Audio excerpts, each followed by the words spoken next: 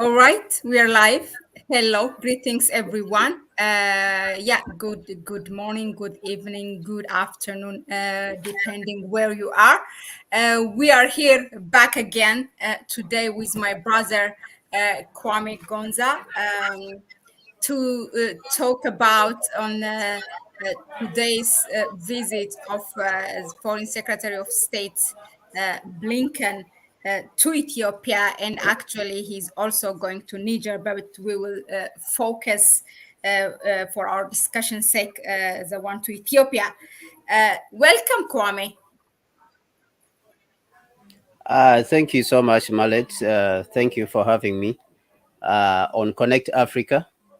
It is timely, as usual. Of course, we come here to assess various external actors and their effects on our continent, Africa.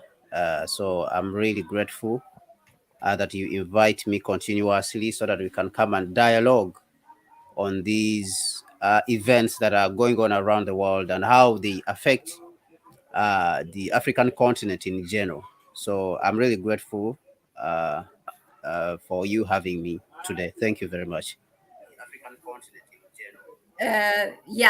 Thank you. Indeed, it's a pleasure to have you. But you are part of Connect Africa, so if I sounded it that you are like a guest, I apologize. Yeah, so Kwame Gonza is here with me. We discuss things. Whenever things happen, yeah, we were not that regular for the past several weeks. Last time we met was actually during the African Union Summit of 2023, beginning of March. I think we analyzed that. So let's go into it, Kwame. So Senator Blinken, Foreign Secretary Blinken is here in Ethiopia. So this visit actually is said to be, according to the Assistant of Foreign Secretary of State who is responsible for Africa affairs, one of the high-level visits that are planned under the Biden administration in 2023. Ever since he became as a foreign secretary, his visit to Africa. This is his third time. The first one was November 2021, which we all remember very well, when Ethiopia is still in war with TPLF in the northern part of Ethiopia. That visit was Kenya, Nigeria, and Senegal, which was supposed to be mobilizing African countries against Ethiopia. And the second one he did was August 2022, which is more, the cover story was the Ukraine-Russia war, but it has to do also with Ethiopia. Now the third time Ethiopia herself, but of course, different US officials have visited Ethiopia during that 2 years war. Now, in the past, to now focusing on, Blinken, in the past two visits, he was kind of not successful regarding whether it's mobilizing countries against Ethiopia in the continent. In Kenya, we all know what he faced. He faced with the Minister of Cabinet, Rachel Omamo, I think, if I said her name right, and then also with Minister Nadele Pandor in South Africa. What should we expect in his third visits now to Ethiopia? There are some agendas that are put out, which are on the news, saying that Ethiopia, I mean, it wasn't normal. The two countries' relation was not normal. Now to bring it to normal, or kind of to have that forward trajectory relationship between the two countries, they kind of put a precondition. One, Ethiopia has to, heal from the ethnic conflicts, have to stop in the country. That's one thing that has been put by the US. Does it really? Does it give a sense? I mean, knowing that divide and rule, creating conflicts, sponsoring rebels in the continent is kind of the rule of the West or their approach to Africa. Does it make sense? What should we expect? How do you see in general his visit to Ethiopia? Kwame, the floor is yours, please. Um, Thank you, Malet. Uh, it is even very good that you already give me a background on on these various visits and how they happened when when the Secretary of State uh, Blinken you know was inaugurated or was appointed as a new let's say foreign minister of foreign affairs of the United States, is the Secretary of State, as Biden is Secretary of State. So when Biden came back, when Biden came to power as the president after he was elected, he claimed that America is back, and therefore America was going to re-engage with the rest of the world because Trump had withdrawn from the world. If you remember the Paris Agreement, if you remember that he withdrew from the Paris Agreement, he withdrew from a lot of agreements.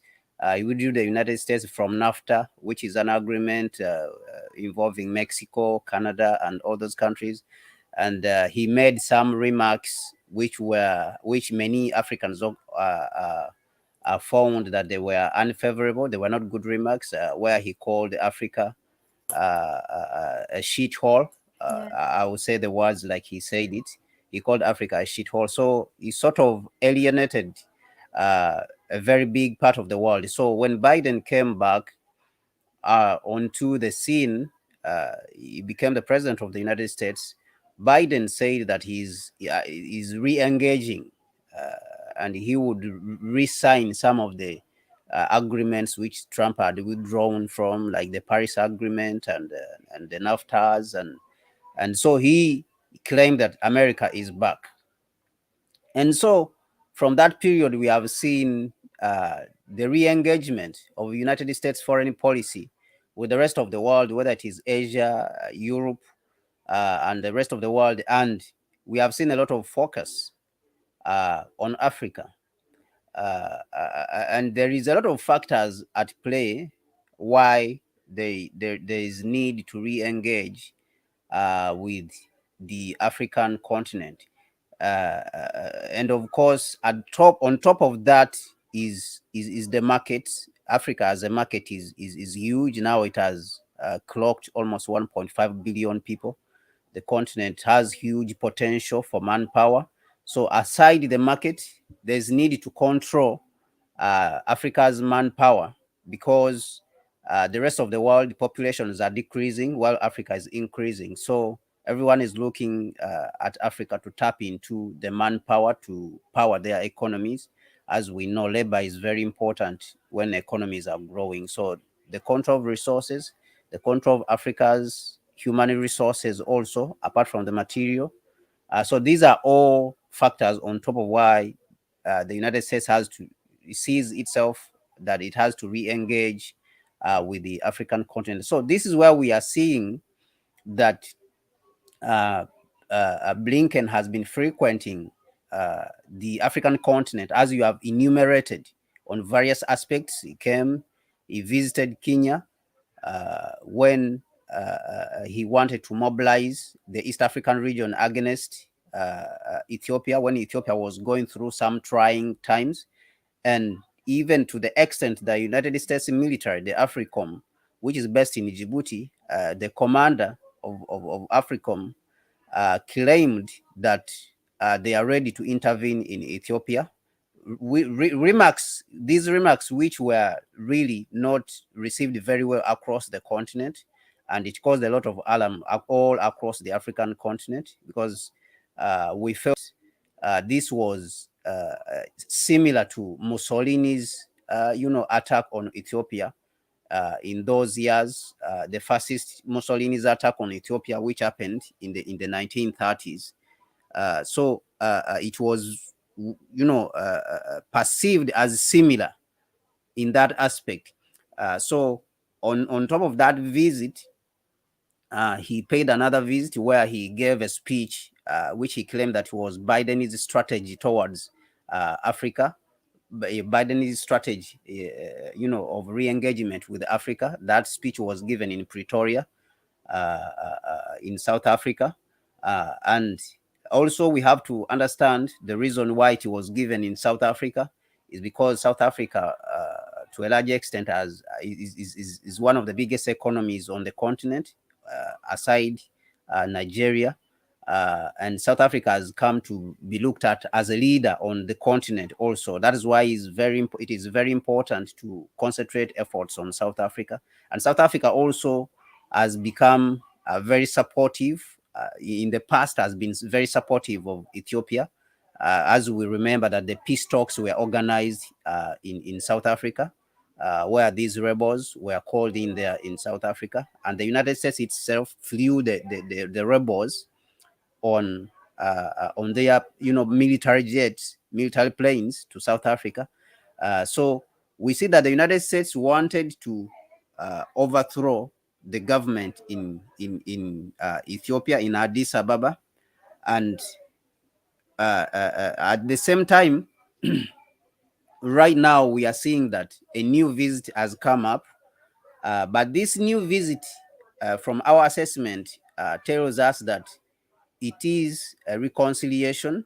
And if you remember, we have spoken about this, Mallet, in the background of the studio when we were discussing before we came on air. We were discussing about this, even in the morning hours, that it looks like Blinken is coming to beg, or rather to reconcile with Ethiopia due to the United States' behavior towards Ethiopia in the past, and how it wanted to overthrow the government. And this news, our assessment actually has been reconfirmed by Reuters when it published the news this evening. Reuters went ahead to say that the United States came to Ethiopia to re-engage and to iron out and rehabilitate the relationship with Ethiopia, because Ethiopia had become very suspicious of the United States activities, not only in Ethiopia but also on the continent. And the strategy for Ethiopia and the Prime Minister Abiy and his government has been the strategy of continuous engagement on the continent. Because what I see is that the Prime Minister Abiy understood that the only way to protect ourselves is to hold hands with our brothers on the continent, in the region, on the continent.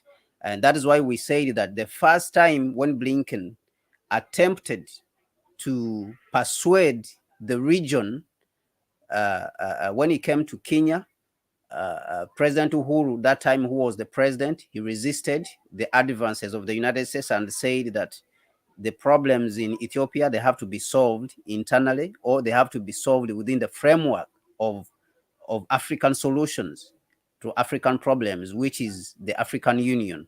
And this is a narrative which the Prime Minister Abiy himself also had emphasized. Now, on the second time also, we saw in South Africa, when talks were being organized, that the United States was trying to sabotage them. But we saw also that the government in South Africa was able to stand up, and the various, personalities at the African Union also were able to stand up to the bullying of the United States, which it was trying to carry out to destabilize, these talks that were being organized by the African Union.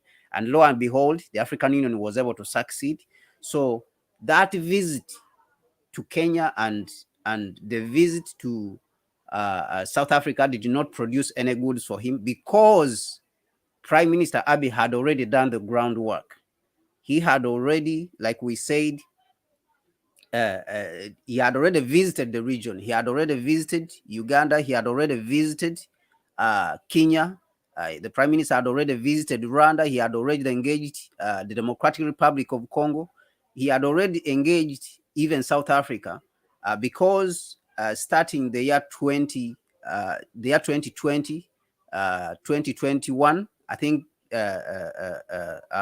President Cyril Ramaphosa was the chairperson of the African Union. I think 2021, South Africa was taking the chair. Was the one who was the chairperson of the African Union, the African Union. So Prime Minister Abiy had engaged all these people. So by the time Blinken went to Senegal, which was taking the seat in 2022, to try to convince Senegal to act in a certain way, all that work, had Prime Minister Abiy had already, softened the ground, and he had already cultivated, these leaders in favor of the African continent. So, but also on top of that, we see that the world is going through a very, is going through some tectonic shifts, whereby the geopolitical forces that are shaping the new world in which we are living in, are tremendous. There is numerous forces right now. So we are sort of living in a new world that is being shaped by new forces, and this, I believe, to a certain extent, to a certain level, Africans have realized that we also have to assert ourselves. We have to assert ourselves as a people. And this is the example also we saw with the Prime Minister Abiy, whereby he insisted that we have to solve this problem in the context of African solutions. You remember that when Egypt was taking the issue of the Grand Ethiopia Renaissance Dam to the United Nations, Prime Minister Abiy rejected it and said this problem has to be solved within the context of the African Union. This is an African problem. And even recently, when the Arab League wanted to comment about the GAD, that Ethiopia should negotiate, should compromise in a way which it has, it is going to fill the next phase of the filling of the Grand Ethiopia Renaissance Dam. The Prime Minister Abiy immediately came out, and his government, and mentioned that the Arab League doesn't have a right, it doesn't have jurisdiction, to comment on the affairs of the Grand Ethiopia Renaissance Dam, but rather the African Union is handling this. This should be handled by the African Union. It's not supposed to be handled by the Arab League. So when you assert yourself, to this level, then you not only command the rest of the world, to respect you, whether it is the Arabs, whether it is the Europeans, but you also give confidence. You give confidence to other leaders.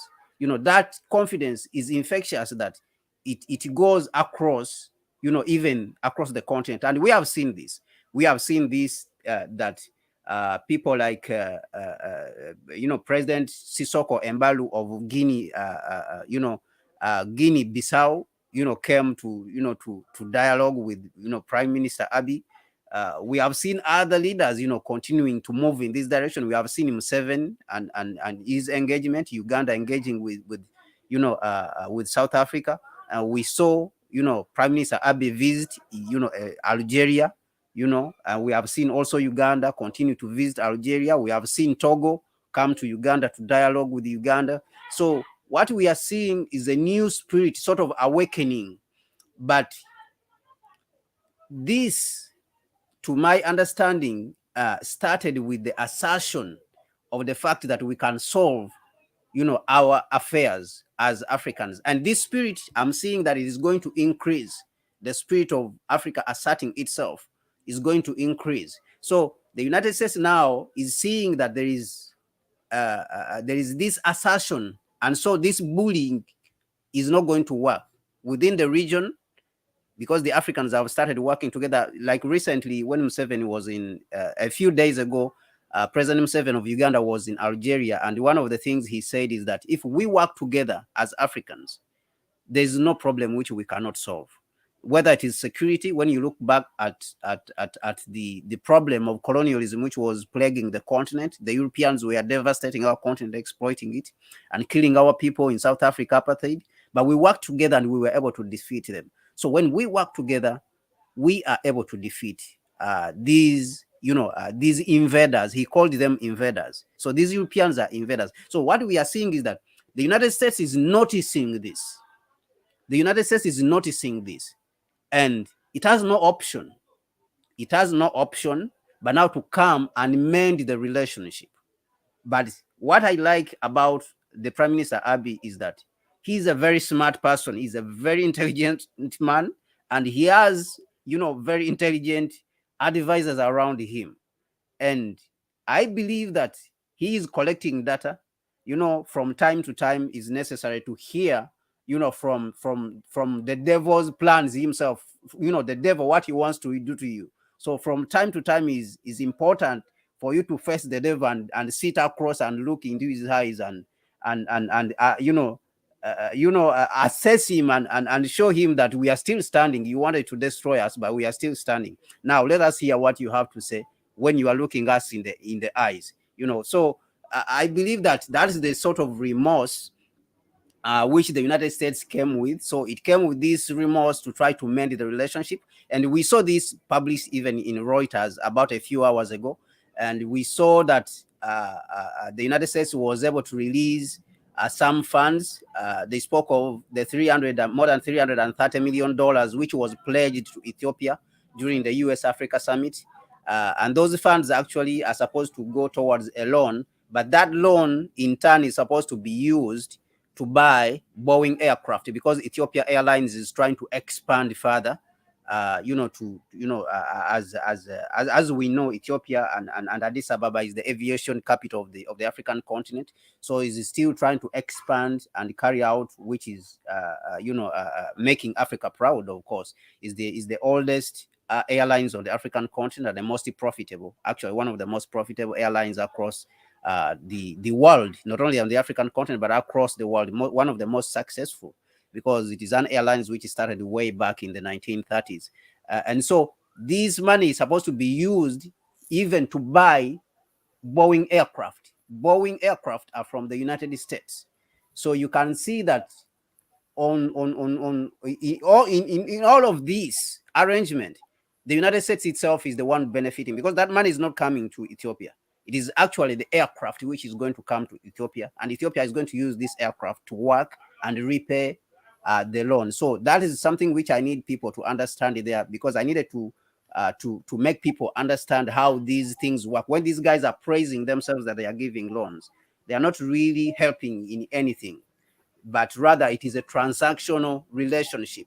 But they want to use a transactional relationship and try to bully, nations, and try to bully, civilizations. So, but when they find people who are smart, they find you smart, they find you that you are attentive, you are paying attention to what they are doing, they don't have any option but to rather come back with the remorse and say they are repairing the relationship. And as we have seen with the Reuters has published a few hours ago that the United States is trying to mend the relationship with Ethiopia. And this is simply because of what I said, that Ethiopia was able to find its own solutions within the context of African solutions. And Africans were able to stand.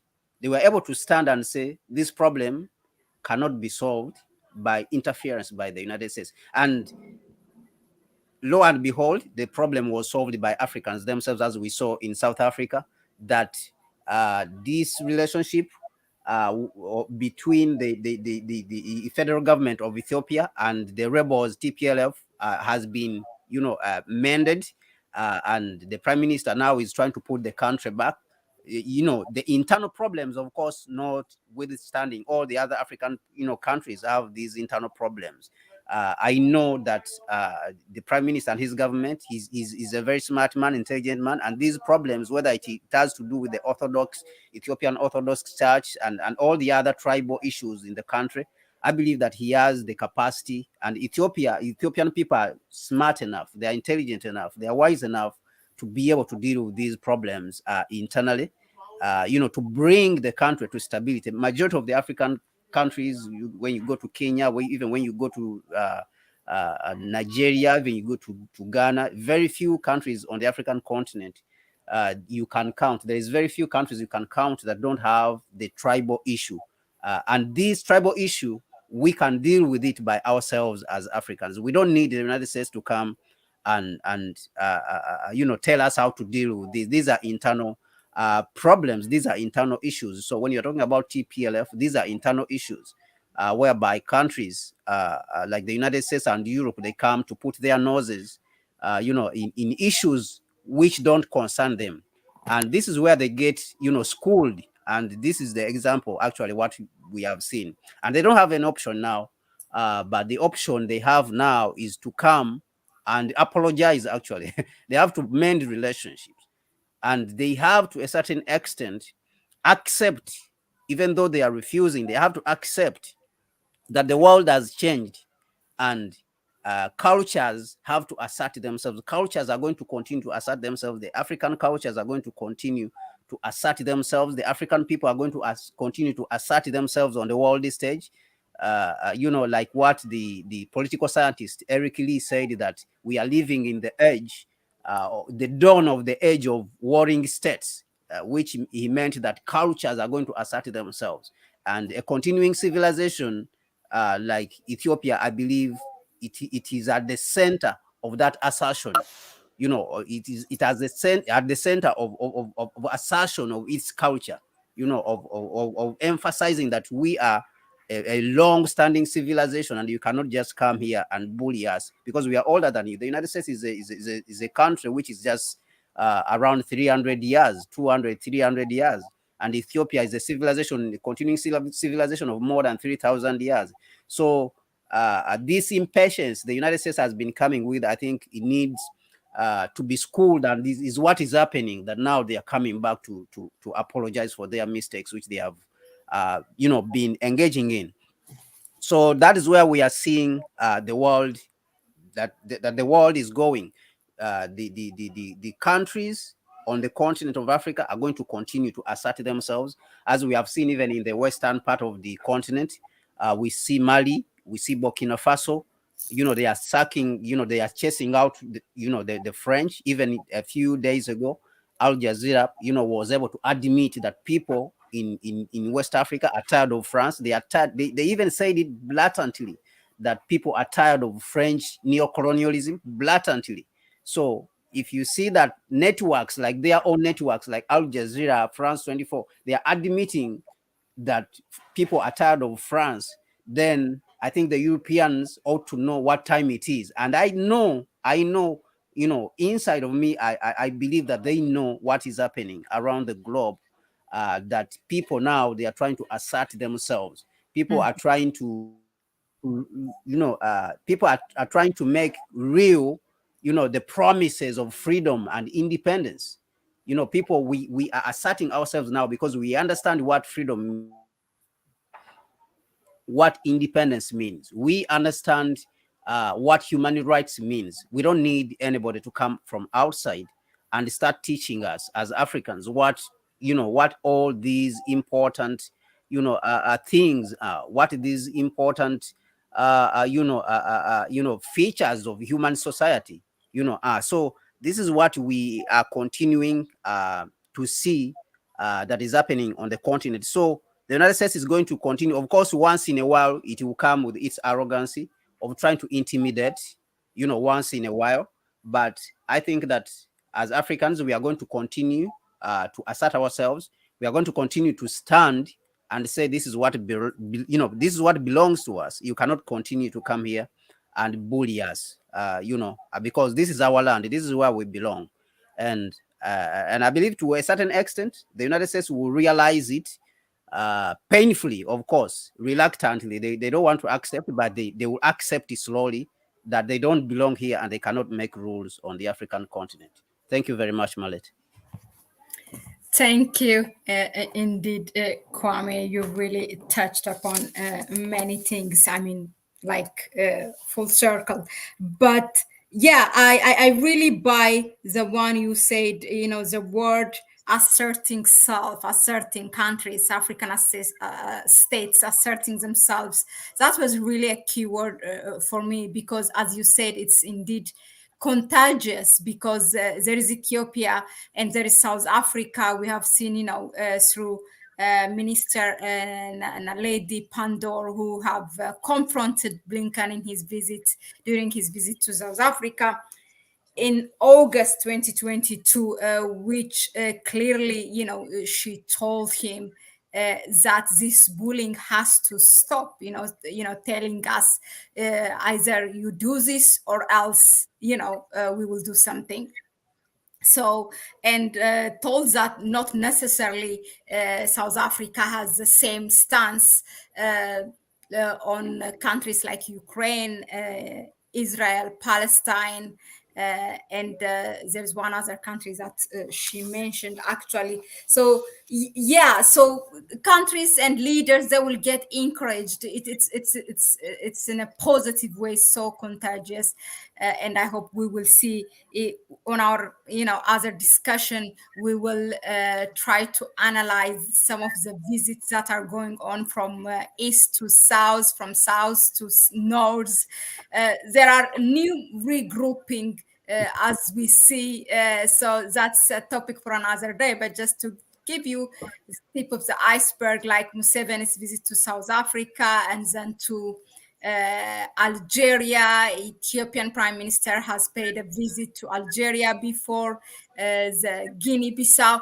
All these countries, it's not just a random countries, random leaders visiting random countries. They have something in common that they have passed through, and then in their stance of foreign relation with the West. So that's something interesting. Yeah. Passing to the next question, Prime Minister Abiy has just a day earlier before being visit has paid a visit, and announced a visit actually to South Sudan, and where he urged peace between those two leaders, the president and the first vice president. And that by itself has a lot to say, because South Sudan is one of the countries in the region where Egypt continuously manipulate and try to do things against Ethiopia related to the GERD. Uh, and also, during his visit to Qatar in the beginning of this month, he met to the Sudan prime minister, and they discussed about some of the border issues they have. And we don't see also Sudan now really against the Grand Ethiopia Renaissance Dam. At least for now, Sudan is quite. Uh, are we losing you, Kwame, because of maybe internet problem? But yeah, I think we lost Kwame. Hopefully, he will come back. So yeah, let me just continue my question when he comes back. Let's see. If you have some questions for those of you who are here related to the visit, your comments, please share them here on the comments section. We would love to hear, what you say or how you view the visit of Foreign Secretary Blinken to Ethiopia in general.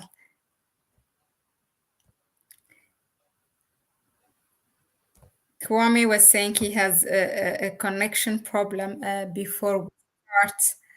Uh,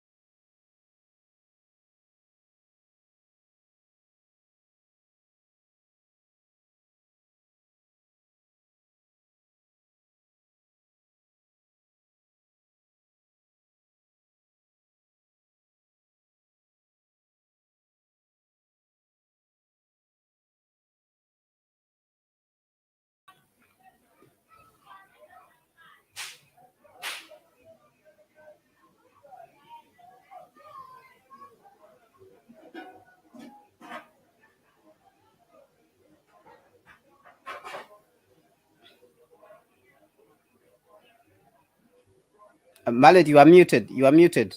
You are muted. Oops. Okay. Yeah. So a small technical problem. I was telling our viewers that you already mentioned before the start of this live streaming that you have a network problem. So probably it is that, as I guessed. Okay. Yeah. I think you have heard me until the network cut you out. I was talking Uh, about the activities of not the active like the visits by the Prime Minister Abiy Ahmed, uh, and how should we translate that? It kind of it sends a statement or a message uh, in the region, and also to Egypt, but also Ethiopia's potential in the region, that its capability is something that probably the US might not have expected after the 2 years of trial time for the country. How can we, evaluate that? Do you think this kind of wins a certain diplomatic win for Ethiopia, to do those visits and to make those moves? How should we translate it?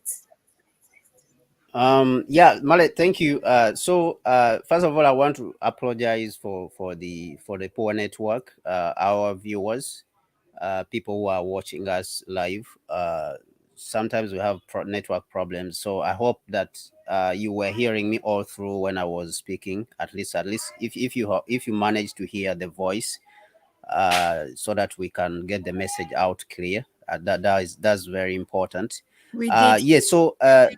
Yes. So when we look at what Ethiopia, the administration in Addis Ababa has been doing, I think that is Ethiopia. First of all, I think is a very fortunate country. Is very blessed as a country, and is very important to play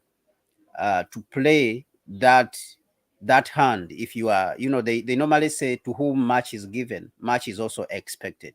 So I think Ethiopia has to use that advantage of the fact that it has, the headquarters of the African Union. It is considered, Ethiopia now is considered the administrative capital of the African continent. So I think that the Ethiopia has the obligation, is obliged to show the rest of the African continent how to behave diplomatically.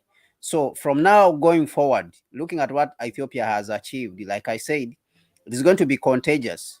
But at the same time, the other African countries are going to have to learn from Ethiopia.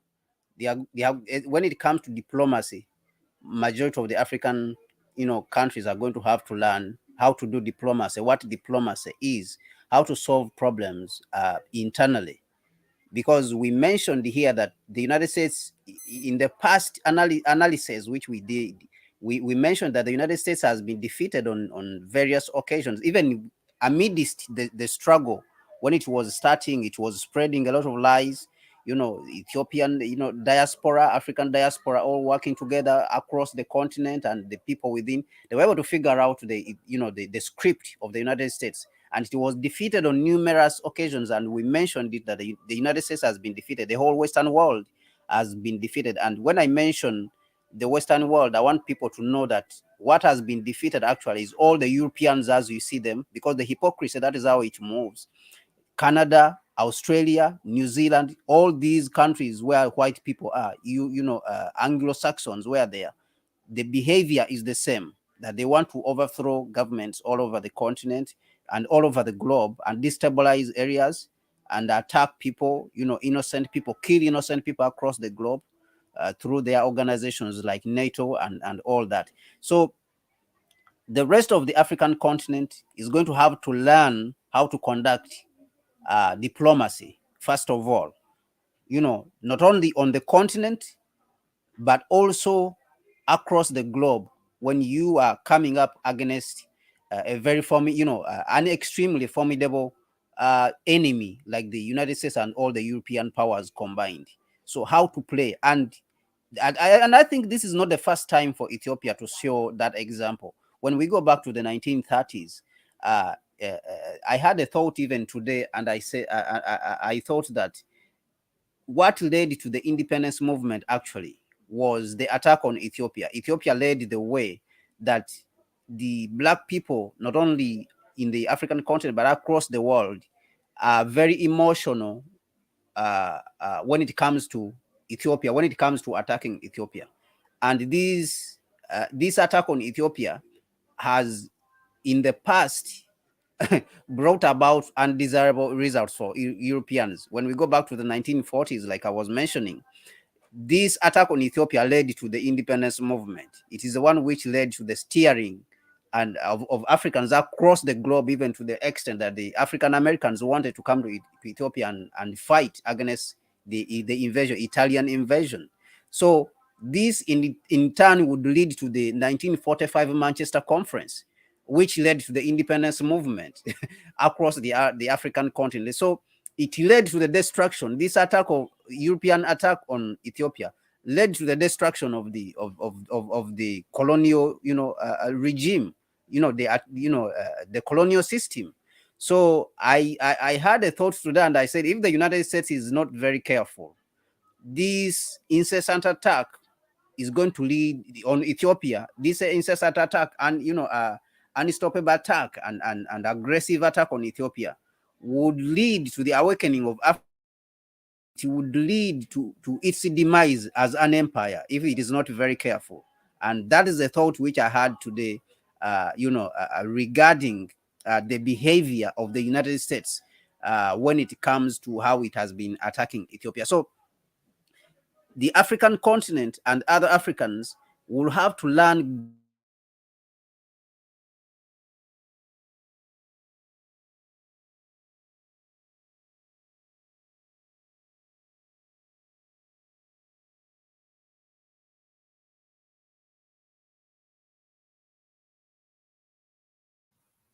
Apologies, our viewers again.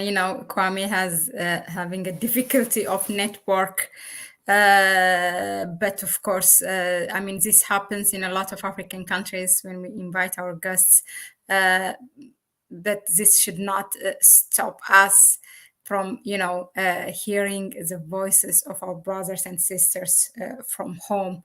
Hopefully, he will be able to join us in a while or in a few minutes, hopefully. Yeah.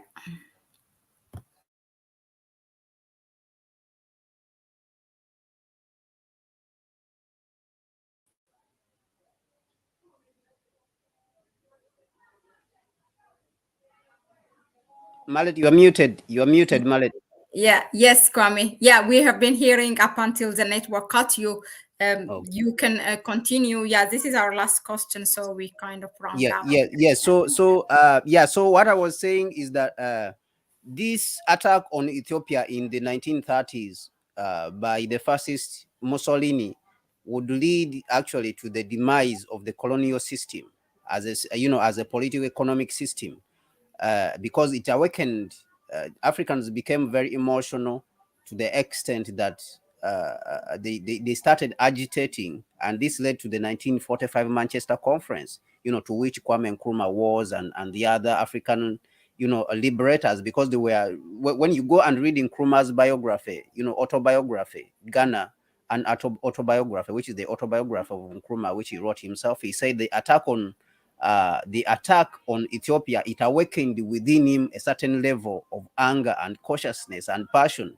And so we see that this is one of the people who was present at the Manchester Conference in 1945. So I had a thought today, and I said, if the United States is not very careful, this neo-colonial system, the attack on Ethiopia, will awaken the Africans, and this neo-colonial system will go with the attack on Ethiopia, because it has been, they normally say that history repeats itself, and this, may be the case also this time, that the United States, if it is not careful, its demise may result from this incessant attack on Ethiopia as a state, because the Africans will not take it lightly. They will not just let it go like that. That the United States will continue to misbehave, because it thinks that it's so powerful that it can do whatever it wants. So this is the case. I see that Africans, as ourselves, we are going to have to learn to trust ourselves more. We are going to have to learn to be confident within ourselves, a lot. And then we are going to have to learn to, to conduct diplomacy. All African countries have to learn how to ward off this, a threat of neo-colonialism and imperialism, which has been attacking all over, not only the African continent, but all across the world. And I think that the moves, the engagements which the Prime Minister Abiy has done across the continent, I think that he has laid out, clearly the blueprint of how to fight against neo-colonialism on the African continent and with African solutions. So this is what I'm seeing that we can learn from what Ethiopia has been doing all through this, a struggle, and all through this, crisis that has been happening since 2020. Thank you very much.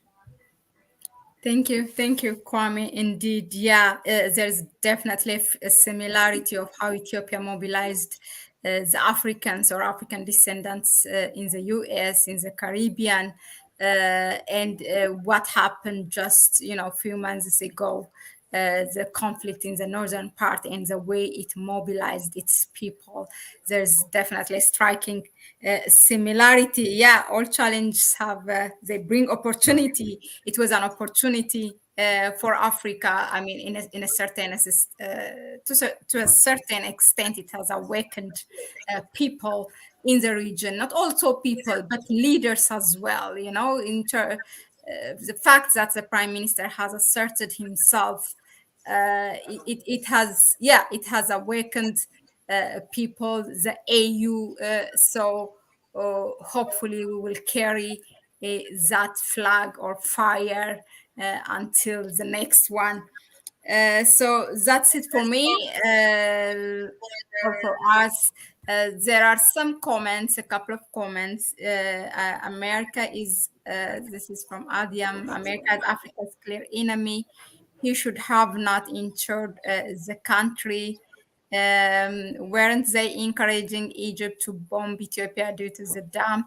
Well, at least Trump said that. Yeah, I mean, there's this thing that people tend to forget, like we have short memories, that the Democrats are better than the Republicans. I mean, it's America is America. They have their own interests, and that's it. It doesn't matter who is sitting in the White Office, in the White, yeah. Uh, so unless you have some concluding remarks, Kwame, we can, yeah, we can close it. Thank you. So my only appeal to the people who are watching is that we have to continue to support this channel, Connect Africa. But on top of that, also, when we finish watching, you have to try and share this information, because this is rare information that is not appearing on any of the platforms. As we know, across the continent, people are discussing irrelevant things which are not, which don't actually pander to our future and our aspirations as a people. When we are talking about the next 30 or 40 years or 100 years, 50 or 100 years. So these are the things which we need to be discussing. These are the things which will take us to the next, century. So we need to shape the continent. We need to shape our continent. So you need to share this kind of information after watching, so that other people can be up to speed with what is happening across the continent. And then you need to be out there to support movements which are, pushing for the advancement of the African continent. We have a lot of movements. Africa Rising, it has a campaign which is going on for a borderless Africa. It needs to be supported. You need to go out there and sign the petitions, because Africans Rising is pushing for a borderless Africa, so that the borders across the continent will be broken down, so that as Africans, we will be able to enjoy the continent. Not only the foreigners, we have realized that the foreigners are enjoying our continent from America, from Europe. They are moving all over the continent, enjoying it. But we are not enjoying the continent ourselves. And the only way to do it is to confront the powers that be, so that the borders can be broken down. And also, ourselves, we have other petitions which are running around. So you can Google those petitions, the demand for a united Africa. Petitions are online. The demand for a single military across the continent, demand for a single passport. So we have those petitions which we are conducting also together with the PLO Lumumba Foundation. We are on those petitions which are being already supported. So support these organizations, support Connect Africa, support Africans Rising. These are Pan-African organizations. Support Uhuru movement in the United States. The Uhuru movement, which is based in, I think it is best. The Uhuru movement, I've forgotten the state in which it is based, but of Chairman Omari Yashitela, which is currently under attack by the FBI because it is advancing African narrative, and it is advancing the interest of the African people. So you need to support Uhuru movement, which is based in the United States and is advancing the interest of Africa, and it is saying the hands of Africa, by Europeans. They need to come out of Africa so that Africa, we can conduct our affairs by ourselves. The United States needs to get out of Africa. All Europeans, including France, they have to get out of Africa. And we cannot achieve this by ourselves if you people who are there and you Africans are not supporting. You need to come out in your numbers and support these organizations. Give $1, give $2, give $3. So we are not saying that you should give only to Connect Africa, but you can give to all the other organizations which are fighting to advance, whether it is ADDI of Dr. Chombori Kwao. You need to come out there and support these organizations. That is the only way we can say that we are building a new Africa by ourselves without the European controls, because we have money within ourselves. We have the resources. We have been saying this for a long time, that we have more resources than our ancestors had in 1945, when they were actually engaged in a more serious struggle, than a more deadly struggle of uprooting colonialism than what we are doing today. And President Museveni, during his visit to Algeria a few days ago, he confirmed this. He spoke about this and said we have more resources today compared to our ancestors who fought against a more formidable and ruthless enemy, in the 1940s, and we have more resources today. So what he was saying is that they cannot defeat us. These people, they cannot defeat us if we put up a good struggle. So, but that starts with us understanding that we are engaged in a struggle and our enemy is ruthless, is continuously coming, and then we support these organizations which are out, these organizations which are out there on the front, the organizations which have decided, to be on the front and talk about these things and fight and strategize. So go out there, support Connect Africa here. In any way you can reach out to Mallet here. You can ask for her number, you can ask for her email. She will give it to you so that you can support Uhuru movement in the United States, support Africans Rising, all these other organizations which are fighting for Africans. So I want to thank you very much. And thank you, Malik, also, for hosting these conversations about our continent. Thank you so much. Thank you, Kwame, really, for those remarks. It's important. We will put them on the comment section. Those petitions that needs to be signed, and also, it's our wish. It's a lot happening. Sometimes it even gets exciting how things are moving in the continents, so, or globally for Africa, and it's our wish to be here every day and to give you things from the Pan-African perspective. That's what we do here. It's not just from the Ethiopia perspective or from Ghana or from Nigeria or anything. It's to give what's happening a Pan-African perspective, because what we face is the same challenge. So we have a shared challenge, and unless we take a collective action, we will not win. The goal is to unite. So have a good evening. So until next time, thank you and bye-bye. Thank you for watching. Thank you very much. Yeah. Okay, bye-bye.